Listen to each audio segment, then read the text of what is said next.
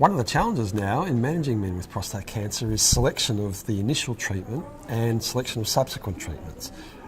And in addition, we need to consider whether the first thing we choose might have effects on the efficacy of subsequent treatments.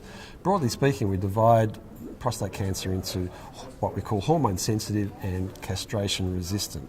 Hormone sensitive means that the cancer has not yet been treated with testosterone suppression, and we've heard results from a range of different clinical trials now showing that there are survival advantages to drugs like docetaxel, abiraterone, apalutamide, and now enzalutamide through the ANZUP-ENZAMET clinical trial. So there are issues in terms of treatment selection in the hormone-sensitive prostate cancer setting we've heard about here at ASCO 2019.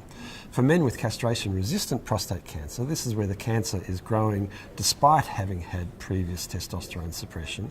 We've known that there have been various treatment options available there for some time, all of which have the possibility of prolonging life. So again, docetaxel has been in that place now for about 15 years. Abiraterone also has been around for several years.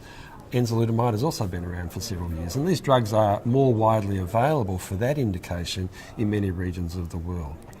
The complication comes in how do you choose between them?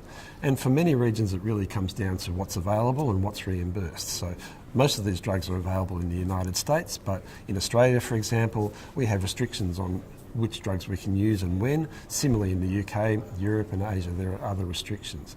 So for most prescribers and most men it will come down to what's available. If you're in a situation though where all of the agents are available and you've got a man who is suitable for any of these treatments, my approach to that would be to say, well, we need to give this man the opportunity to benefit from everything that's available. And the worst mistake we could make would be to let someone go too far down the course and find ourselves in a situation where they're no longer able to receive one of those treatments. So an example of that might be chemotherapy. No one wants to have chemotherapy as their first treatment, but probably the best opportunity to give that might be early in the treatment course before someone deteriorates. If you wait until they become too unwell, you might not be able to use that option. So there are going to be issues in terms of sequencing. Another thing to consider is treatment decisions are made by different clinical disciplines in different parts of the world. A medical oncologist might not always be involved. In Europe or Asia, for example, a urologist might be delivering most of these treatments, including chemotherapy.